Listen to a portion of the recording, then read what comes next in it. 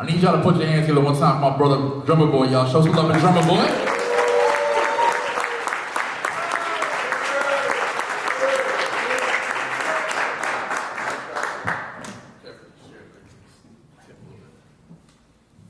How y'all doing? Y'all make some noise in this motherfucker one time, man. So before we get started, I gotta make sure everybody knows who we got in the building. You know what I'm saying? Play a couple quick snippets. This guy's got a discography longer than Santa's Christmas list. I'm gonna take it back to the beginning. Hey. I put on for my city, on for my city. I put on for my city, on for my city. I put on for my city. Just so you know who's in the building. Y'all sign it one time for Drumma Boy, y'all show some love, let's go. When they see me off in traffic, they say Jeezy on some other shit. Send them pussy niggas running straight back to the dealership. I'm in a spaceship, that's right, I want Vanessa. This FNX is not a fraud. Call that bitch my bodyguard. Call that bitch my bodyguard. Yeah, that's my bodyguard. Wore a lot of jewelry. Don't know new security. Whiter than a napkin, harder than a dinner plate. If you want it, come and get it. You know I stay super. Got his shorty first though. This is the whole blind, man. We got history over here, bro. Let's go. And I'm telling back mine, y'all. Even though I'm not too many, I'm a girl, I'ma call you my shawty. If I can't stand to take you to the man, I'll be the last for my shawty. And we ain't need nothing every day supposed to do, get you my shawty. Baby girl, you know I need home, keep me on the ringtone. You want to intro this next one? Come on, man, this that new shit. You know we had to bring back two of Florida's finest, man. Major 9, Kodak Black. We bring shit back. Very historic, like, come on, man. New shit. They always playing my old shit. I was like, man, y'all gotta play some of this new heat I'm doing too. What have I done today? You feel? Even though we go through a little Let's bit go. of shit, girl, you know you still my bitch. You my shawty, yeah. Brody to my body, Major 9, Kodak Black. You my shawty. I'm gonna turn back your head to come to school, since you don't like the Ubers, I push up in a Ferrari. And you hate you fell in love with the shooter, you concerned with my future and the people that surround me, baby. I fuck with you the hardest, when we fuck I give you all me. I fuck you like I'm sorry. My baby, my shawty, my reason. There's so many places I can go, but I ain't leaving. I've been making pieces, squashing beef like I'm a vegan. Ain't fucking with discretion no more, I ain't cheating no more. I was 19, you were 15 when I saw you. Couldn't wait so I could crawl you, now you about to have my daughter. Come on, y'all clap your hands one time, man. Man, Genius fucking up. We need to sit down with Genius. What the Roscoe Dash done? Roscoe Walker Flocker, that's me, but I did not do down on me. Yeah. I did not do throw some D's. You know what I'm saying? We gotta get it with Genius. We gotta talk to Genius. Yeah, we gotta. Man, Rob. But that ain't too genius right there. Word. But he did this one though. Listen to this track, bitch.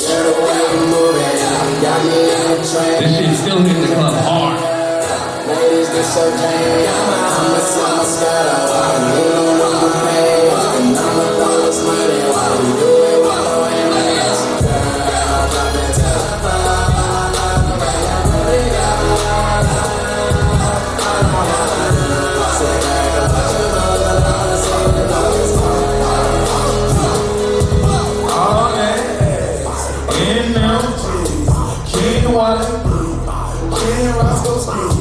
Long hair, she don't care.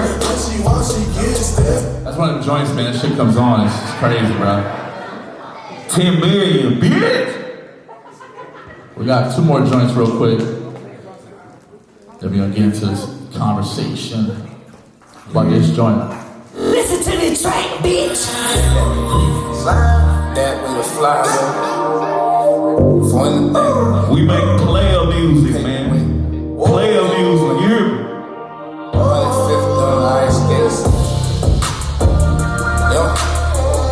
Young fly nigga tryna get it. Find a way to get it. Up on it now. Shout and swear.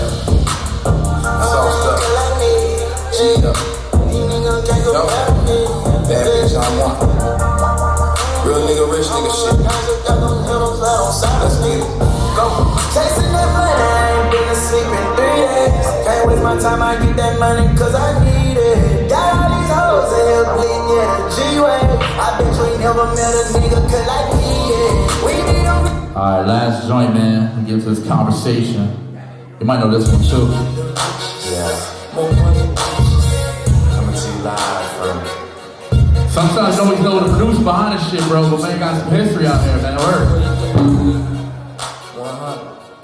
I am on the 24-hour champagne diet. Spilling while I'm sipping, I encourage you to try it. I'm probably just saying that cause I don't have to buy it. The club on the supply it. Boy, I'm on that fly shit. I am with everybody in my past. Don't want me to be, guess what? I made it. I'm the motherfucking man. I just want you to see. Come take a look. Get to know this nigga. Quit frontin' on me. Don't come around and try to gas me up. I like running on E. I'm on my Disney shit. Easy flow. On records, I'm packing the hook in my new car is Rufio. Damn, where my roots go, I'm somebody that you should know. Get me shaking something, cause that's what drama produced me for. Yes, I make mistakes that I don't ever make excuses for. Like even girls that love me and constantly seducing hoes. I'm losing my thoughts. I said, damn, where my roots go. Top slipped off like Janet at the Super Bowl. I can't care with it, and I can't blame them. It's the same that I famous for this. I'm in love.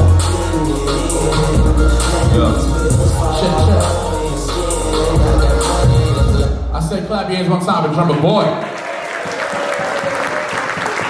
Yeah, I gotta holler my man Rob Market over at Genius. We got a couple of technical difficulties over there with the playlist. They got duffel bag boys on the playlist and shit. Crazy. That's my man M16 did that joint. Yeah, man, come on, man. Crazy. Put some respect on these dudes, man. Word. Let's get right into it, man. Drumma, you've been out here for a minute doing your thing, man. How did you actually get into the production space? So, like, what was your first experience in the production world? Why did you want to get into it? My older brother, R.I.P. Insane Wayne. We was 14 years apart. Imagine me being 14, him 28. You know what I'm saying? So he popping, he the #1 barber in Memphis. You know what I'm saying? Cutting hair and shit. He was shot and killed in 2018. So y'all goddamn real quick moment of silence. That was my dog though. That was the first person I wanted to walk like, talk like, be like, dress like, you know what I'm saying? And just a heavy influence took me to my first studio, you know what I'm saying? And you all know what it is. You know, for the producers, you know what it's like to walk in their first studio, man. I felt like I was in a spaceship. You know what I'm saying? The green lights, the red lights, especially at a young age, you walking in that motherfucker like, man, what the fuck? This shit crazy, you know what I mean? And Big Bro was cool with everybody. Like I remember sweeping hair for him. And that was my way into the barbershop, so I could be around all of the people. Like he was cutting A-Ball MJG hair. I remember bumping into Juicy J, 3-6 Mafia. You know what I'm saying? My brother was cutting their hair, so you know all the who's in Memphis, he was cutting their hair. So I like shit. I sweep for you, nigga. I do whatever just to make some little money, just be around that shit. And you know, he took me to my first studio, House of Blues. In Memphis, it burned down now, you know what I'm saying, historic studio in Memphis that was owned by Gary Belts, the Belts family, House of Blues. They got one in LA, Nashville, but that was like my first shindig. Talk about the Memphis vibe, man. You know, Memphis really right now it's got a lot going on. But growing up in the you know, climate of Memphis music-wise, what was it like? How can you explain it to people? Survival of the fittest. To say the least. Man, my dad was in the orchestra. My mom was in the opera, but then she was heavy in the Baptist church and whatnot, church choir. So between all of that plus the orchestra, then we the home of the blues. You know what I'm saying? B.B. King and Joyce Cobb and just, you know, a whole bunch of blues. You go to Beale Street, you see the blues. You go to the airport, you hear the blues. You know what I'm saying? You can turn on the TVs, the blues. Jerry Lawler. You know, wrestling was heavy, you know what I'm saying? The King, that was one of the first kings they called. You know, it wasn't really too cool playing clarinet or just playing really any instrument in Memphis like that. You know, people associate you as a musician, and I kind of was like on some Mo Better blues shit, Denzel Washington shit. Like I had to whoop some ass and handle a lot of, you know what I'm saying? And I got jumped one time in Memphis, and I almost literally, like, I got 3 of them up off me. The last one that they left, I almost killed them with my clarinet case. Like, literally, like, you know what I'm saying? And I got in a lot of trouble, juvenile, all kind of shit. And my mom moved me to Cordova, which is the suburbs of Memphis, like, you know what I'm saying, Germantown, Bartley, Cordova. It's like Gwinnett or Alpharetta or, you know, East Point or Henry County or just surrounding areas outside of Atlanta. Same like that in Memphis. What's my boy name? From Millington. Can't even think straight right now. Justin Timberlake.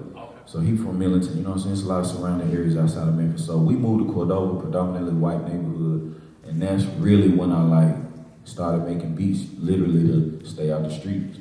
And it was crazy because them beats got me back in the streets.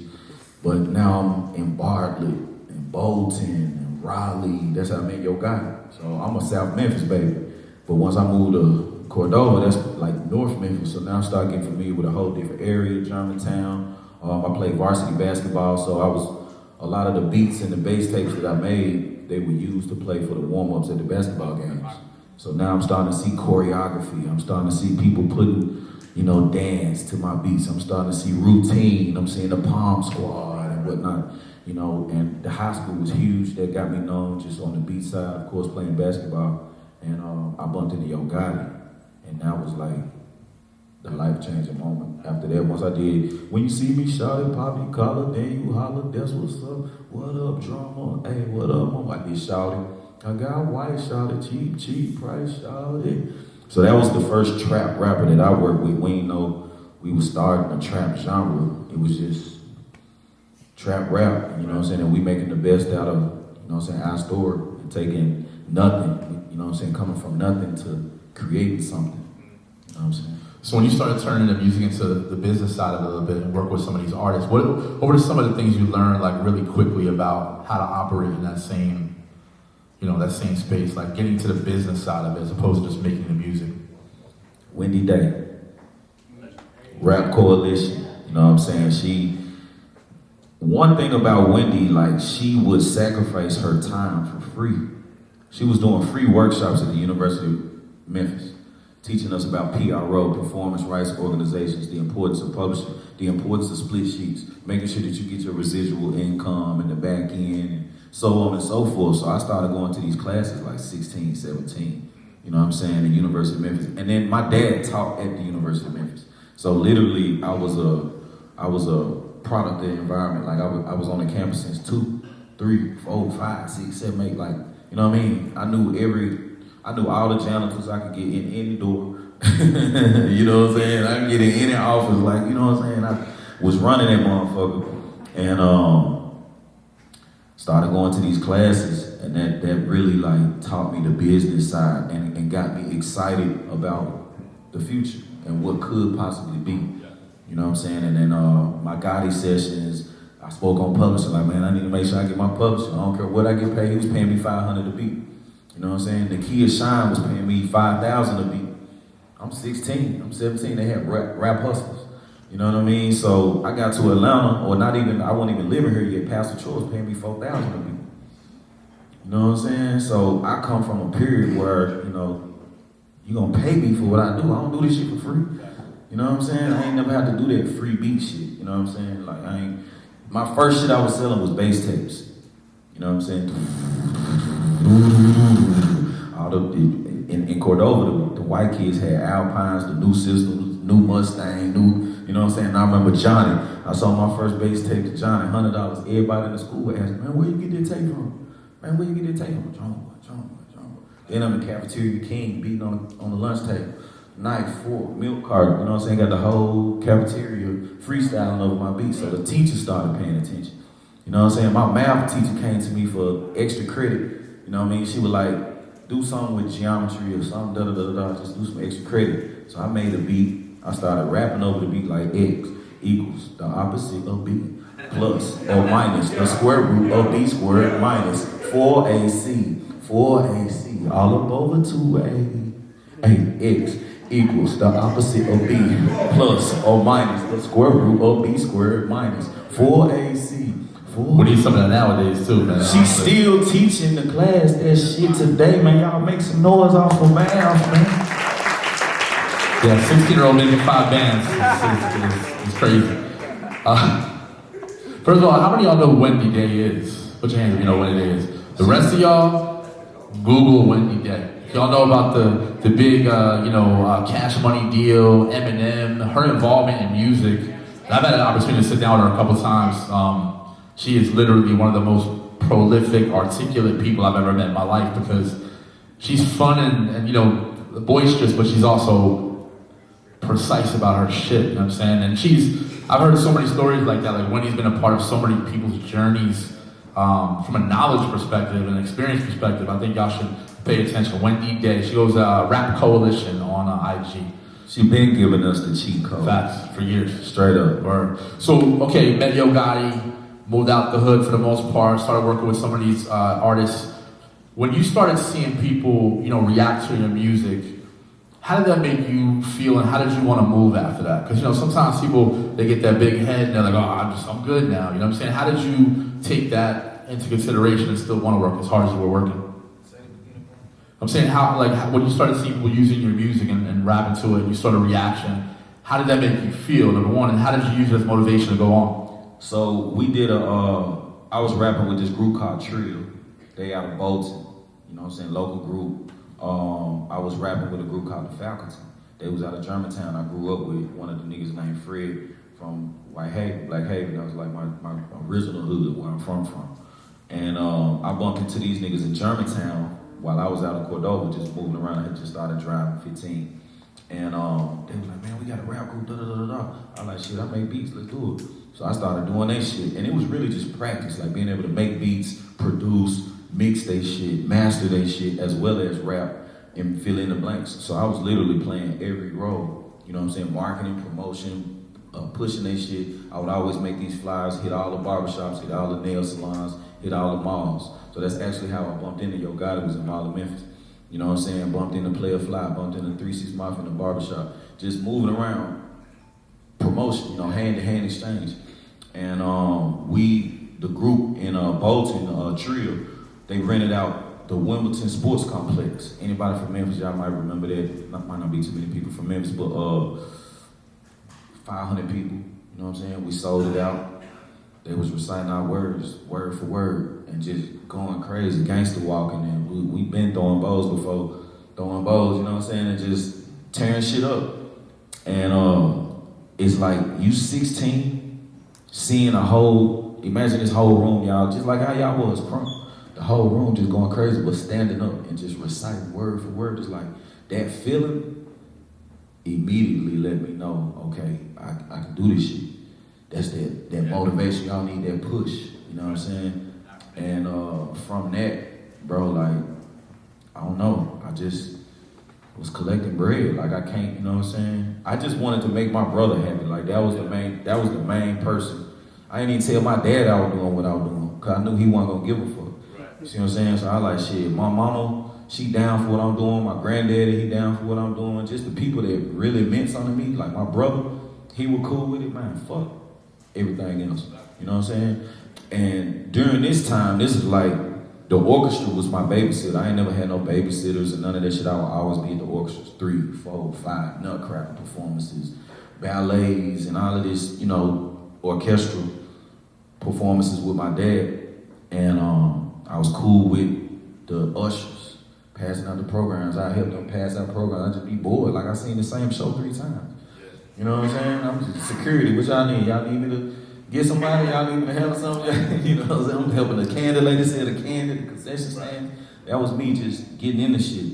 And I just knew this is something that could be a global thing. This is something that everybody can do. I was like, man, I'm gonna motivate everybody to make beats. You know what I'm saying? Everybody in my city. Slice T, Jazzy Faye, Carlos Brody, probably the, Paragon and a few others. That was it. It was only 4 niggas in the city really making beats. You know what I'm saying? And a lot of them was afraid to leave Memphis. You know what I'm saying? Or then one of Jazzy was out of there. So, man, one of the first places I would go when I come down here would be Noontime Studio.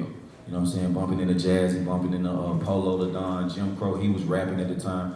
All of the artists or rappers / producers, all of the producers was rapping. You know what I'm saying? Like, they was verbal. All of the niggas I looked up to, from Pharrell to Swiss Beats to Kanye to, you know, Jazzy Fade, like, they all was artists and rapping. And I was like, damn, that's why y'all know these people. You know what I'm saying? I'm a fan of Rock Wilder, I'm a fan of DJ Premier, I'm a fan of a lot of other producers, but they just didn't get their forefront. KLC, Beats by the Pound, a lot of these guys, just because they didn't rap or they wasn't vocal. You know what I'm saying? So Jazz, I remember Jazz telling me, man, say something on the track. Put your vocals on that thing. You know what I'm saying? And bam, I came up to listen to this track, bitch. I was rapping on a feature for Gangsta Boo, and I ad-libbed my verse with, hey, yeah, boy. She was like, nigga, you need to use that shit. Hey, yeah, boy. So bam, it was just moments of just this ladder of stepping stone, and just one event turning into another event, and it just, you know, inspired me to conquer the world. You know what I'm saying? And what was crazy, like every city I go to, oh, you from Memphis? Oh, yeah, man, let him in. Let him in. You know what I'm saying? I be getting in clubs and whatnot. I did make him get their money right for Pastor Troy. I wasn't even old enough to get in the strip club. You know what I'm saying? I'm 19. Make them get their money right. Make them get their money right. But the strippers, like, just embraced me. So that was like a sisterhood for me. Like, damn, y'all helping me get money like this? Damn, I gotta come show love. You know what I'm saying? Let me take $1,000 back. I just bump me in a $20,000 lick. So people will be looking at me like, this young nigga fucking off money, like, he ain't gonna last long. But in return, that sisterhood, she introduced me to Jeezy. You know what I'm saying? Hey, them the niggas with the money, that you need to know them.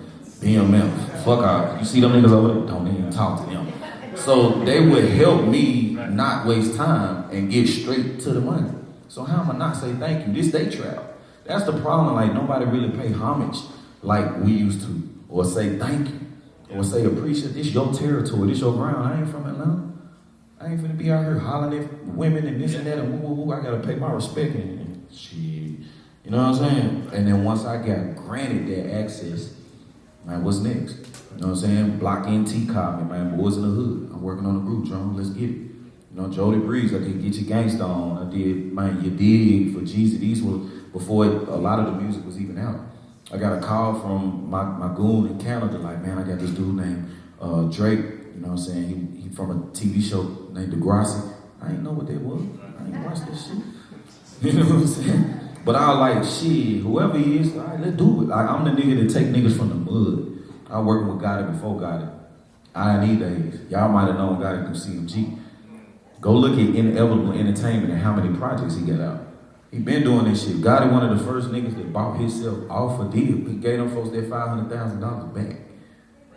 You know what I'm saying? The average nigga would have burnt through the 500. Bought a house, bought some clothes, bought some chains, Like, I fuck with hustlers and niggas that make money multiply. I get 500, I'm gonna turn it into 5 million. And if this deal don't work, I'm gonna give you your 500 back.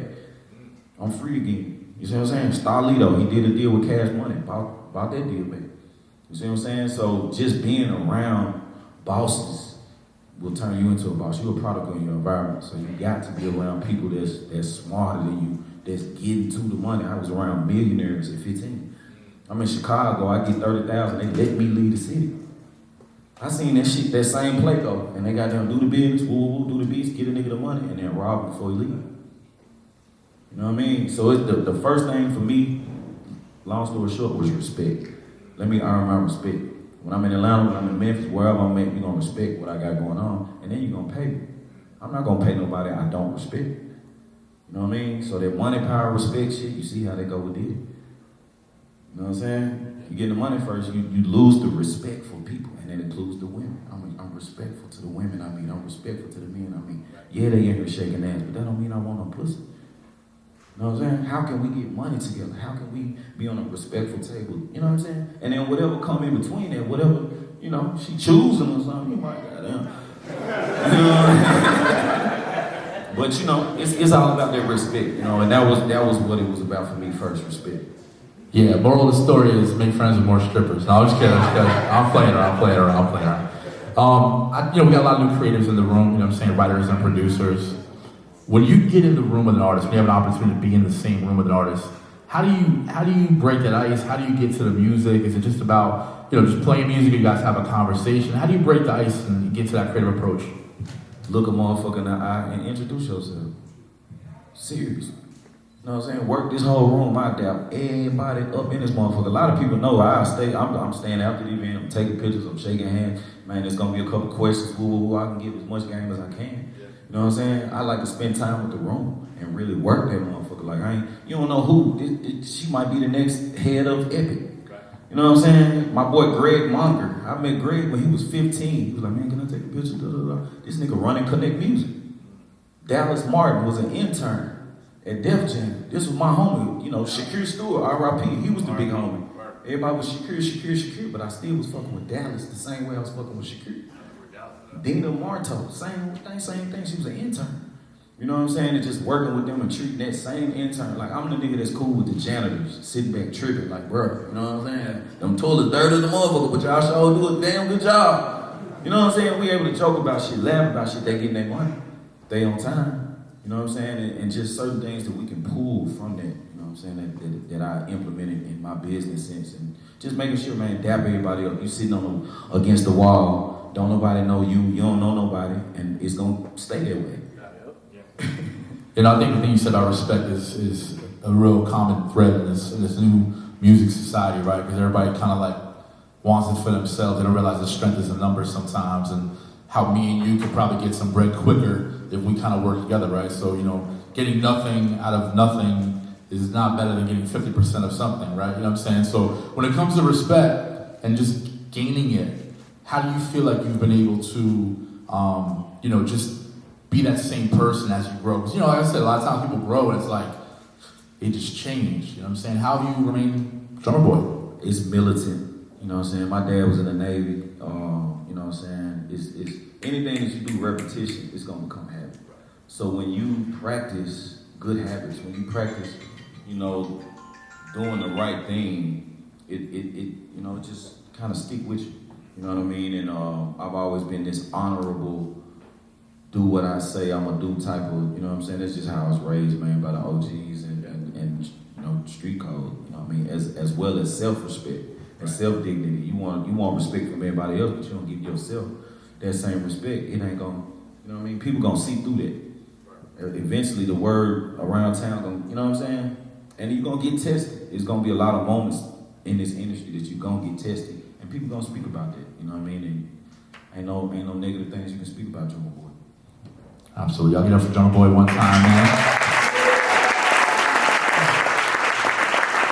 I want to open it up to a couple questions from the crowd real quick so we can get everybody to, kind of ask a few questions. Anybody has a quick question for me and Drumma? Put your hand up. My man in the back, state your name and ask your question. My name is B-Man. I just got a question of, when you first got in those rooms, what gave you the confidence to play anything and everything, and how did that workflow go when it came to, let's say, the first time you worked with Jeezy?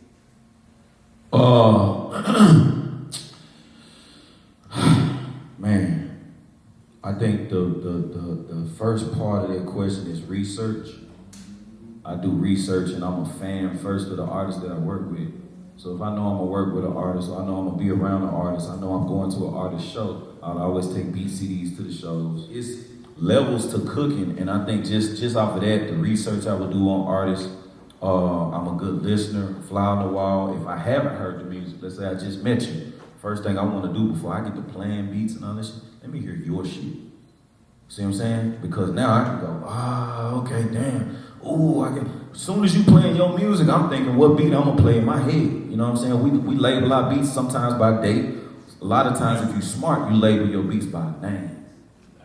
You know what I'm saying? And then put the date on there, put the key, put the tempo, put all that other shit. But man, give me some kind of name or some kind of 4-letter code or something where I'm gonna think, okay, damn, I need to play Butterfly for him. I need to play, Street Code for him. Like, you know what I mean? It's gonna come to you. You're in the studio with Beyonce, damn, I got my R&B bag. Ooh, I got a beat I'm gonna play for. Ooh, you know what I'm saying? I see John Legend, damn, ooh, I ain't got nothing, but I'm gonna make something. You see what I'm saying? And then I might play some of the shit that's like that, But I tell them like, man, let me just make something from you from scratch. And artists love that shit. Oh, you gonna cook for me from scratch? People love to see that shit get made from scratch. So, you know, just being able to cook in front of people comfortably, you know what I mean? My first bad situation like that was young. That's the good thing too. Like I started this shit so young. By the time I was 20, 21, I was polished as a motherfucker. I had been through all that shit. You know what I'm saying? I was making beats at 12. So I had 8 years of practice, my nigga. Like everybody want to be on in 5 years, or on in 6 years, or even on in 10 years. Like this shit, I wasn't even on in 22. You know what I'm saying? I had shit popping through the street, but a lot of the music that was coming out in Memphis, y'all wasn't even hearing it because we was an underground music city. We ain't have major labels in our city and Loud and Warner Brothers and Atlantic Records and LaFace and all the shit that Atlanta had going on. You know, we had Selecto hits. It's only so far you get me with Selecto, you know what I'm saying? 3 6 Mafia had to go to Loud in New York to get a deal. Ball and G went to Houston. Tila had to go to Houston. It wasn't no place to sign to in Memphis. So a lot of people had to leave and go other places, but you know, at the end of the day, you gotta prepare and practice and prep, you know what I'm saying, for who you gonna play music for. And part of it too is also just understanding how to read a room, right? Like sometimes when you're in a session, it might not even be your session, but like you gotta know when to speak, you gotta know when to be a servant, you gotta know when to just, because if you got these skill sets in your toolbox, the less likely you're able to get kicked out of the room, right? If you're a good person, you're just like, hey, you need water, you need something, you good, you need some food, I'm gonna order some pizza anyway, you want something? Like just being somebody who's just a good person and a servant gets you a lot further sometimes. And then when you do press play, having that confidence level to know, okay, you know what, I'm not gonna play 20 records, I'm playing these 5, and they're gonna like these records, I feel really strongly about them. And you read the room, you see how, like you saying, how they vibing, how they looking at you, how they bobbing their head, how they might be spitting already. So not everybody gets a chance to be in that room, and when you do, you have to sometimes be patient, and sometimes you also gotta be aggressive. You just gotta read the room properly. So, any other questions? Right here. Hey guys, my name is Shan. I'm a singer and a songwriter, and I want to get into producing and engineering. What would be a good starting place, like you said, when you first walked into the first studio, how you felt like you were in a different world or in a spaceship? Like, Go ahead, say shameless plug, sorry. What's your question? Well, she wanted to start like production in general. What's the best way you think she would be the starting place to not feel overwhelmed, but to start getting into it? Right. Focus on one. Master the first thing first. I think I was making beats first. I honestly was rapping first, but I was rapping like all my life, like just in my head. You know what I'm saying? It'd just be shit that just be coming. You know what I mean? So how I started transferring the rap side was jotting that shit down. Jotting down quotes, jotting down bars, jotting down notes, you know what I mean? And then bam, anytime I would be in the studio with an artist or whatever, I go to them notes and be like, damn, ooh, this would be a dope title for a song, or this would be a dope punchline or a top line or whatever, like, you know what I'm saying? From the bottom, that's a top line. Okay, and then we go into detail about what I mean about being from the bottom, and you know what I'm saying, how I got from the bottom to the top, or you know what I mean? It's like, you want to take a person on a roller coaster. If you're doing production, same thing. You want to give somebody an intro. You want to give them a hook. You want to be able to distinguish the intro between the hook. And then you want to be able to distinguish when they go into the verse. You know what I mean? You want to be able to distinguish when they go back to the hook, when they go back to the bridge, and when they go to the outro. Drops and certain stuff like that. As a songwriter, you want to study the 50s, the 60s, the 70s, the 80s. You want to study the greats that did it before you. You want to listen to Michael Jackson. You want to listen to Mariah Carey and Whitney Houston and Earth, Wind and Fire and Frankie and Beverly, just to see how they would put songs in format. You know what I mean? And I think, everything is a template. Even if you go to Microsoft Word, you're not the best writer. You might be working on your first term paper. You might be working on your first, what they call it, dissertation. You know what I'm saying? Working on your master's or whatever. They're templates in Microsoft Word that are set up like this, that are set up like that, that are set up like this. And then bam, you see the format and then you fill in with your own information, with your own sentences and structure and story and climax and so on and so forth. So that's how I always learned is from a template. If I can see it and see somebody else do it, you know what I mean, I can learn, okay, one, how they did it, and then number two, how to make it my own. I would also say too, are you recording yourself? Yeah, that's what I really want to Okay. do for mixing and stuff. Yeah. It feels overwhelming when I just try. I have Logic Pro X, but when I Okay. it's like, I feel like, what is a good place to start? Because I know I really want to get into it. Yeah.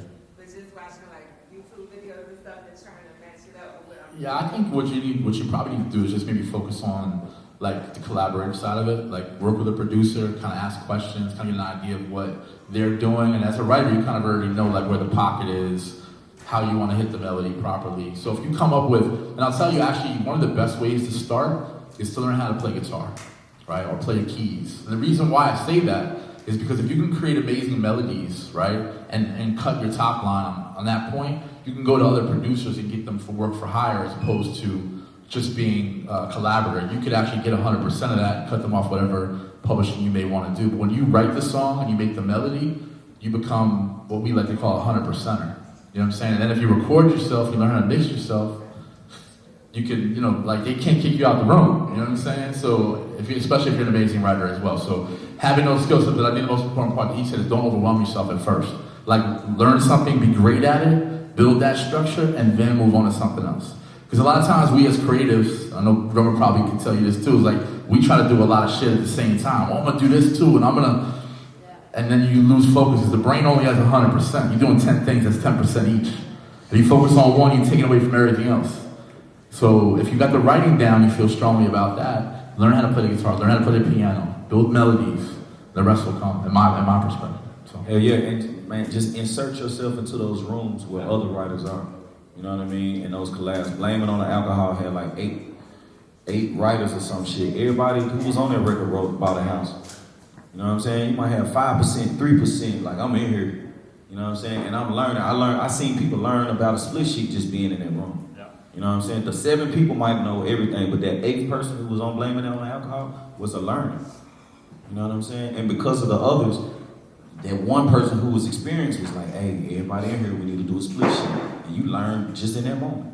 You know what I'm saying? What's a split sheet? Okay, what do I get? Okay, 3%, okay. Out of this 100%, we divide 50% of it to the writers, 50% of it to the producer. You know what I'm saying? If it's 2 producers, 25, 3 producers, 33 and 30, whatever. You know what I'm saying? Like, everybody gonna eat, let's just get it done. And once you realize how easy it is to make this shit from here to a song or a record, there's no reason to be stingy. You know what I'm saying? I'd rather have 3% of a billion than 100% of fucking a million. You know what I'm saying? The million cool, but damn, I could have made more than that. You know what I'm saying? Not being greedy. And we can make more of this shit. This shit come from your soul, your spirit, man. This is eternal. You know what I mean? And if you make the right records, they're gonna last forever. Good shit. On this side, everybody? Good, my guy. I got 2 questions. One question. Okay. I'll do the one. I am not tough. How do I be in a room with different people and still gain respect and get paid? You ain't gotta be tough, you know what I'm saying? You just gotta be, don't over talk. You know what I mean? And just be you. You know what I'm saying? Like, we all know, you know what I'm saying, who everybody else, you know what I'm saying, is when you come in the room. It's like, all right, he a cool kid, or you know what I'm saying, sometimes he a backpack kid, or whatever. They're like, bro, you a person. You a human, you got a heartbeat, you know what I'm saying? You got a mouth, speak, what's your name? June. Okay, bet, you know what I'm saying? Introduce yourself, this is what I do. God damn. Motherfuckers know what you doing and still call you, that should be crazy. But you just gotta be you know what I'm saying? And work the room, be comfortable. You know what I'm saying? If you feel uncomfortable or you feel like you ain't supposed to be there, man, maybe you're not. You know what I'm saying? Maybe you forcing some shit. You around some niggas that won't give you the light of day or won't give you the time of respect. You know what I'm saying? They some dark, going nowhere ass niggas. You don't need to be in that room. You know what I'm saying? You need to find another room that's cool and open and collaborative. You know what I'm saying? Because it's they say you can be unappreciated here and then go across the country and be the shit. You know what I mean? So just include yourself in environments that you feel, comfortable. And 2 things. Number 1, never be desperate. Right? When you become desperate, you make decisions that might only benefit for a small period of time, or maybe it allows you to be set up to be taken advantage of. And number 2, gain as much knowledge as you possibly can about the music industry. If somebody's starting to talk about splits, like Drumma was saying, and you don't know what a split sheet is, oh, you're getting taken advantage of, dog. 100%. If you don't know what, publishing is, a PRO is, if you don't know these basic terms when you walk into the room like that, somebody's gonna see your weakness. Because in this music industry, a lot of it's like, we eat what we kill, right? And I'm not saying anybody takes, well, I'm sure people do take advantage, but I think people want you to be in the room for a certain reason, right? So if you're a good person, and maybe you're, like I said before, like you're just kind of a servant in the room and people see that you're good, I think those are ways that you get less taken advantage of because people see the good in you. You just have to be you at all times, like he was saying. Like just be you, walk in there confident, but also be confident with the knowledge. Because once people start talking shit, we work it out this way, and I'm gonna give you the back end, and but you don't know what the back end means. You don't know what upfront money is. You don't know what a normal split would be if, okay, he did the beat and you were the artist. If you don't know those basic things, you're almost getting taken advantage of for your own, lack of understanding of the business, right? Like nobody's gonna open a restaurant, nobody's gonna open up a barber shop, nobody's gonna open a studio if they don't know how to sell that product, create the right atmosphere in the room, where is it located, is there a deli across the street and on that corner, I'm gonna put a deli here, it makes no sense. So you gotta know these things when you walk in a room. And when I was young and I was walking in these rooms selling beats for producers that I managed, man, I would walk in that room and I would have to have that confidence that when I'm pressing play, nothing else matters. But I also knew the game. And these days, y'all got it easy. There's all kinds of platforms. You got YouTube University. If you want to be an engineer, you got engineers. My man Ali. You want to be a producer, you got BeatStars, you got Airbit, you got Beat Club. Like there's so many more tools you have now that we didn't have when we was doing that shit back in the day. Like Drumma was saying CDs, bro, we used to mail fucking tapes. We used to mail tapes and bubble wrap envelopes to the label. You don't know who the hell the person was. You don't know if they listened to it or not. You'd have to wait outside the record label for them to come out and find out what was going on, right? And you earn that respect by handling your business. So if you're a producer, you got to deliver stems at the end of the day. You're not getting shit from me till I got a producer agreement unless I got paid. So niggas respected the way I moved. You know what I mean? You have to move like, okay, you valuable and you worth something. You know what I mean? Go on, send me this, man, the track house, man, so we can go and get this shit mixed. I don't give a fuck if I'm holding up the album. You know what I'm saying? That's what make you respect me and be like, man, Drum ain't going food, man. You gotta pay that food. You gotta pay that, man. You know what I'm saying? And that's what I was saying about the desperateness, because sometimes we're just like, oh shit, so-and-so called me, they wanna use my record. I'm just gonna, how many times? You feel threatened because of who it is and how they coming at you. Like, no, we gonna pop up at your house if you don't see me them stems, nigga. You never send the stems till you get the first half. That's the industry rule. And sometimes you don't even send the stems unless you get paid in full these days. I got records, so the Rather You Than Me, Rick Ross album years ago, I had like 6 producers on that album. I was the only person that got my producers paid the first half. Everybody else got paid after the album came out. And the only reason was because I knew the game, and I had a really great relationship in the financial department at Epic. And I was like, yo, like my guys is getting taken advantage of. Like I'm waiting 6 weeks, you guys already have everything you need. Like what's going on? Like I got my lawyer to send a cease and desist letter before it even came out. I was like, you can't move without me. You know what I'm saying? So she was like, okay, I got you. You know what I'm saying? And then after that, all the other producers would hit me up like, yo, Hash, can you get me paid too? I was like, I don't work for you, but I'll do my best. You know what I'm saying? But if you know the game and you're up on that, and you also go through the experience once before, and sometimes even, like one thing y'all should always learn is if you get taken advantage of, it's not a loss, it's an L, it's a learn. We learn, we don't lose. You know what I'm saying? We keep losing if we keep doing the same shit, because the same shit, same results equals what? Insanity, right? So what we gotta do all the time is if something bad happens, okay, shit happened. I'll make more music tomorrow, I'm gonna build relationships tomorrow, but right now, I gotta figure out what happened, how it happened, and I'm never gonna let it happen to me again, right? Man, I had to go through every contact in my phone. I was, right before, I had just did the song with Jeezy, Standing Ovation. And this was like when I knew I was gonna make the album. I had turned it in, I was at Patchwork like 4, 5 in the morning. And Jeezy was like, this it, thank you. I had to redo the beat 3 times. So this, after he didn't approve the shit, I'm in the studio with Leslie, Coach K, at Patchwork. You know what I'm saying? And right then, I was like, shit. Like I had done a lot of underground music, you know what I'm saying? And I had a couple attorneys that I worked with out of Memphis, you know what I'm saying? But this shit is like big. This was my first platinum plaque. Man, I went through everybody in my phone who I knew was in the music industry. Like, man, I need an entertainment attorney. I need an entertainment attorney. I need an entertainment attorney. I ain't give a fuck. It was 4:30 in the morning. I'm calling everybody. It was one motherfucker that answered the phone, Victor K. And I was like, man, I need an entertainment attorney. He was like, man, I got this guy named Donald Woodard in Atlanta. And he was at Greenberg Traurig at the time. Now he got his own law firm with Yawanda Carter. And I didn't have no money to pay him.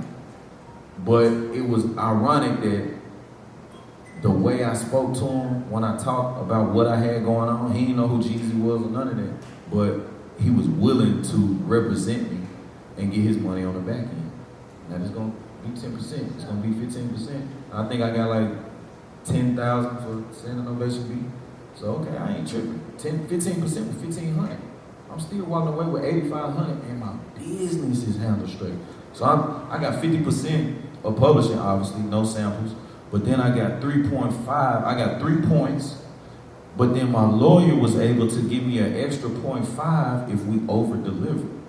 So if the record go gold or the album go gold, I get 3.5 points. If the album go platinum, I got 4 fucking points. It's called just a bump. because I had a lawyer. That difference from 3 to 4 points was like an extra 700,000. Yeah. You know what I'm saying? So that shit can be a huge difference. That's what allowed me to buy my first house, buy my first condo, invest back in the equipment that I wanted. Now I don't gotta go to no other studios. I got a studio in my condo. You know what I'm saying? I don't need password. I do, but I don't. You know what I'm saying? I love password. You know what I'm saying? You know what I'm saying? So it's just about creating less overhead and having everything accessible to what I need to do to complete my job. Yeah, it's called a bump, by the way. That same thing you was talking about. Like, so sometimes you hit a certain mark and they bump you to either half, sometimes a full point, sometimes it's just monetary based on what the contract includes.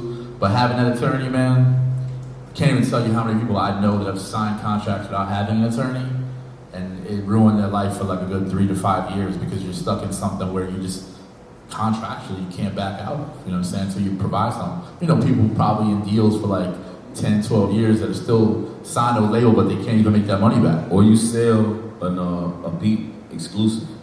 You know what I'm saying? I seen my man, I ain't even gonna say no names, but my boy did a fucking 2 times platinum record, got 1,200 exclusive for that motherfucker. 1,200. And he can't travel or do that. He wanna be here right now, can't even, you know what I'm saying? You can't even book a fucking flight to be where you wanna be to take yourself to the next level. Because you ain't got no money on the back end. You were so eager to make this little 1,200 motherfucking dollars as opposed to being patient.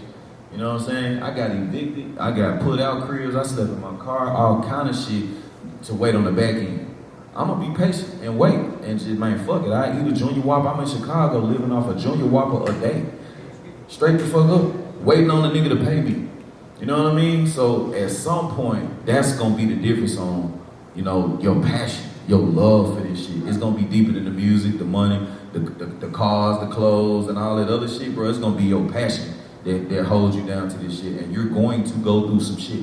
You're gonna have to sacrifice some shit. I miss high school, I miss college, fucking with this music shit. You know what I'm saying? What my mama gonna do, what my dad gonna do, what my family gonna do. They gonna beat my ass, but fuck it. I'm putting me on the line because I believe in me. By the time I told my dad I was Drumma Boy, nigga, I was 19.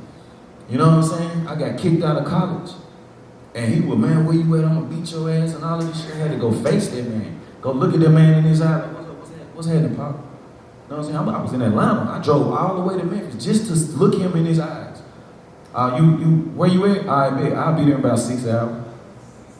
You know what I'm saying? Now what you was saying? Oh man, no, what? You got kicked out of college. What the fuck you saying? Da-da-da-da-da, woo-da-woo-da-woo. And man, I'm like, man, Dad, I'm Drumma Boy, man. You got me fucked up, man. I'm getting money out here, man. Nigga, you know what I'm saying? It's just me and my dad. My dad like, nigga, he ain't gonna be shit doing that shit. You know what I'm saying? Like, man, you want me to play in the orchestra and do all that? I ain't trying to be you, nigga. You know what I'm saying? I love Beethoven. I love Bach. I love Mozart. I can play all that. I can read, range, compose, write. Man, that's cool, but I ain't trying to be like you. I respect the conductor. I like the man that's in control of all the instruments and the whole, you know what I'm saying? I want to be the next Beethoven. I want to write my own music. You know what I'm saying? And we going back and forth, I pulled out $10,000, like, nigga, I'm getting money. You know what I'm saying? Thinking this something, like, man, you ain't even got no bank account. You ain't even got no debit card. You ain't got no credit card. You can't buy your mama the house you want. You can't buy me the car I want. You can't buy me the gun I want. You know what I'm saying? My dad talking shit. You know what I'm saying? And I'm like, man, nigga, I'm woo, woo, woo. He was like, you big bad wolf. I'm gonna give you 12 months. to put $100,000 in your bank account. And he knew bank account because it wasn't on the dope boy shit. It wasn't on no drug shit. He know I could go get it in you know what I'm saying? But he made me put it in a bank account, and that was the catch for me coming out of Memphis. And that nigga had me fucked up, bro. 10 months later, I brought that bank statement like, bah! And we was best friends ever since. That's my biggest. It's always the pops, right? The pops. Yeah, that's my biggest and only hater. Like, ain't nothing nobody in the world can say that was more important than him. You know what I'm saying? So the internet, and Twitter, and all of this shit, what people think and opinions, I don't give a fuck about this shit. I be smiling. I'm happy, nigga, because I knocked down my number one hater, nigga. They can't nobody stop me. I am a warrior. My dad used to make me recite this shit. I am a warrior. I am a warrior. I cannot be stopped. I am great. I am is the most powerful motherfucking phrase you can say. Say that shit. Speak that shit. Live that shit. Look a nigga in the eye when you talk to him. And everything else gonna elevate, dog. Straight up. Man, listen, y'all. Give it up for Drumma Boy. Real rap, real words. We're here for a few reasons. Obviously, we want to pick my guy's brain a little bit and try to find some information from him. But we do this thing called the FLWRS Award. You know, a lot of times people, you know, contribute to music or life or media, and we don't really celebrate them until they're gone. Everybody starts posting up pictures on IG, almost acting like they know everybody, but we as Creative Space, we want to give the creators their flowers while they're here, so we're giving my man Drumma Boy the Lifetime Achievement Award right here. You know what I'm saying? Some heavy shit, don't drop that, your foot, that shit'll break. But yeah, man, I appreciate you for coming. It's like our third time sitting down and having a conversation. We did shit at A3C in the past. And the one thing about Drumma is that he's always the same person. Like, he's never switched up, he's never changed. He's never been on some I can't make it shit for whatever reason. If he's available, he's gonna pull up because he loves doing this shit. He loves giving that game to people. And I think we all, as we continue to grow and develop into who we really want to be, we learn that we have this experience that other people haven't had, right? And we need to make sure people understand every aspect of this music game before they dip their toe in the water or put their full leg in, because at the end of the day, this shit's a whirlwind. It can take advantage of you, it can leave you down and out, or it could put you at the highest pedestal possible. But the factor is you, right? It's you as an individual. So this guy deserves everything and more. Clap your hands one time for my brother Drumma Boy. Yeah. Take a quick flip. Put the official flip.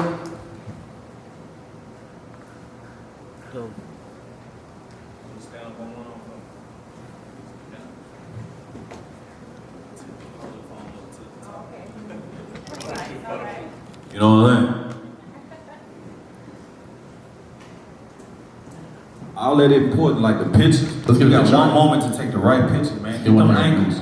You know what I'm saying? Don't be afraid to, hey, you can hold the phone up, you can tilt the top, woo, cause man, you know what I'm saying? You know how you get that picture and that shit be goddamn off like a motherfucker? You be like, man, I don't even want to post it, motherfucker, but I gotta post it, motherfucker. It's always the lighting too. The lighting is always fucked Man, up. speak. Let's go in here with the get what you want.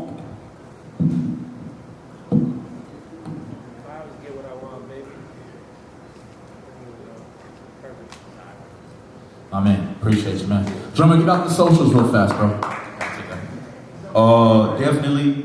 Latest music, real quick. Freak Song, T-Rail, Juvenile. Go get that. Latest production by me. I just did Shawty, Major 9, Kodak Black. Go get that. I got a playlist on Spotify called Made Drumma Boy Fresh. The website, drummaboy.com. Instagram at Drumma Boy Fresh, DRUMMABOY Fresh. Download my app.